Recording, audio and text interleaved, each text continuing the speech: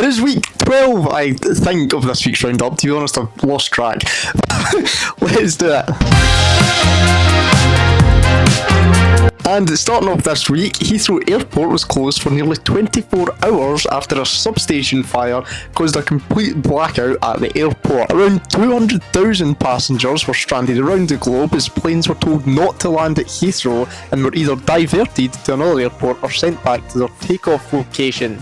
Counter-terror police have been brought in to investigate the cause of the fire, and airline chiefs have accused Heathrow of massive failures after Europe's busiest airport was shut down by a single fire. Heathrow have launched their own internal investigation into the disruption that this fire caused, and if we have any more information from the investigations, both police and internal, then I will update you in next week's episode. It was a sad week in sport this week as former F1 team owner Eddie Jordan and boxer George Foreman passed away this week. Eddie was known for starting the Jordan F1 team, who raced from 1991 to 2005 in F1, winning 4 races in their time, but Eddie passed away at the age of 76 after a battle with cancer. And boxing legend George Foreman, 2 times heavyweight world champion and Olympic gold medalist, and also famously known for his grills, died at the age of 76 as well, surrounded by his family. So may the both of them rest in peace. A Bulgarian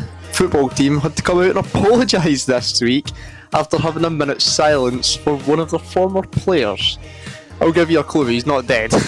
So ahead of their game, which finished 1-1, players from both teams gathered in the centre circle to hold a minute's silence for a former player they thought were dead. But after the game had finished, the club posted a sincere apology onto their Facebook page for Petok Gonchev, I believe that's how you pronounce his name, and his relatives after they received the wrong information about his death. But they do wish the player good health and many more years alive.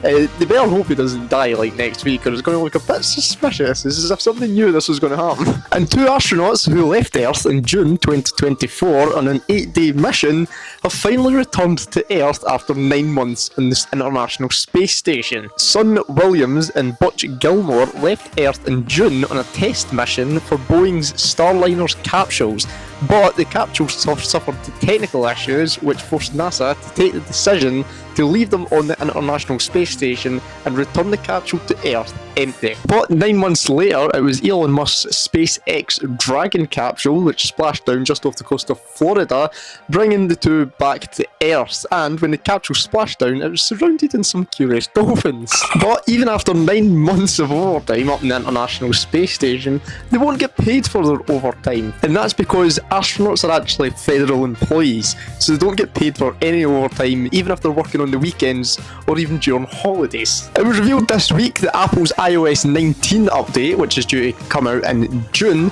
is going to bring some of the biggest changes we've ever seen Apple bring out in their history, with it being titled a complete reboot. The update is rumoured to be inspired by the design of the Apple Vision Pro.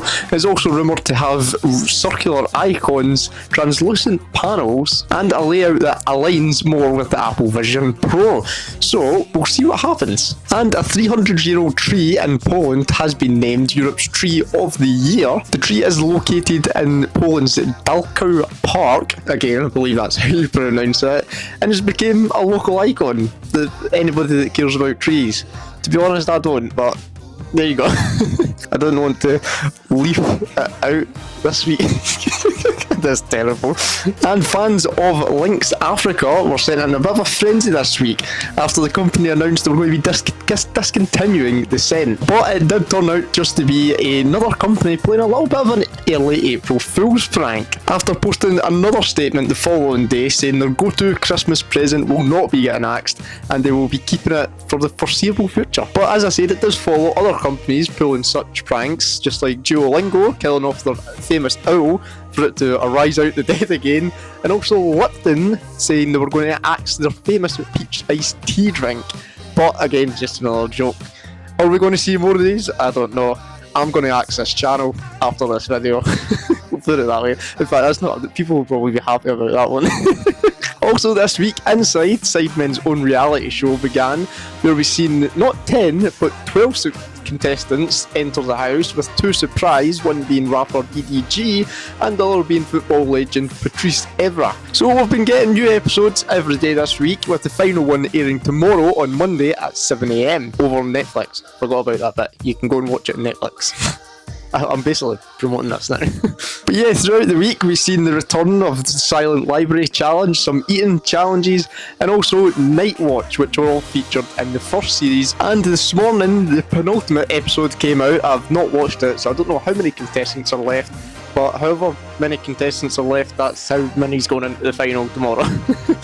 Probably should have watched it before I recorded this, but we move. And the second race of the F1 season was this morning, where we've seen Oscar Piastri pick up his 3rd career win, holding on to that pole position over China. Verstappen lost 2 places off the start of the race, and it looked like the Red Bull was really struggling until the closing laps of the race, and he managed to get his car back into 4th position after hunting down Charles Leclerc, who was nursing a little bit of a downforce issue after he lost his front end plate after a collision with Hamilton at the start of the race. Lando Norris just managed to hold on to 2nd place after suffering some brake issues, which gave George Russell the opportunity to close that gap down to a 2nd on the last lap of the race. But the checkered flag saved Norris, giving McLaren a 1-2 finish, and George Russell taking up the last podium place, making him 3rd out of 2 races.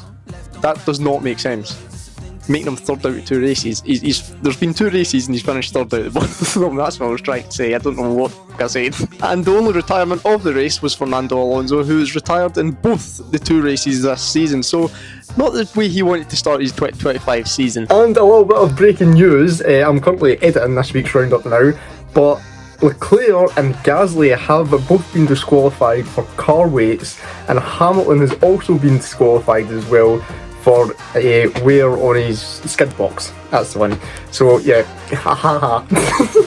And the last little bit of news this week, many fans of In-Betweeners and the White Gold were getting a little bit excited this week when we've seen James Buckley and Joe Thomas in a dressing room together. But our excitement of a possible new In-Betweeners or White Gold series was crushed when it turns out it was a Oasis movie that they were doing in aid of comic relief. The sketch was aired on Red Nose Day, which was the 21st of March.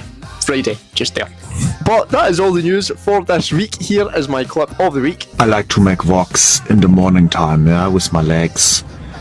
And I was walking this morning, around here, and I see two guys. I think they are hobos,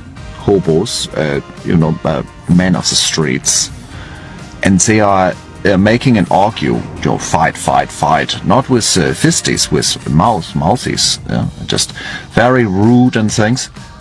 And then one man say, "Man, suck my dick." What? Why you say that? What? This is making no Why are you say this? This is silly. This is silly and danger. So you are saying to the man, "Listen, we are not friends. We have make establish of this from all of these argumentatings prior. But please now take my most valuable sensitivity possession in my body. It have no protection, it have no helmet or something. No, it's just flopsy and sensitivity. Please take it, because we are not friends." What? And place it inside now a hole of you that is owning many objects for crunching and destruction. Please, I trust you for 0 reasons. Also, we are fighting, but no, I would like this, you to take my pee-pee, please, and treat it like a lollipop, as I have requested here. Treat it like a lollipop. Of course you shall do this. So yeah, I hope you have enjoyed this week's episode. If you have, make sure you hit that like button, hit that subscribe button. If you see any stories throughout the week that you want me to have a look at and cover in next week's episode, then let me know down below and I'll have a look at them. But that is all for this week. Have a lovely week next week, and I'll see you next Sunday at 5 PM. And the last and boxing legend John and boxing legend John. I can't stop saying fucking John. I like it.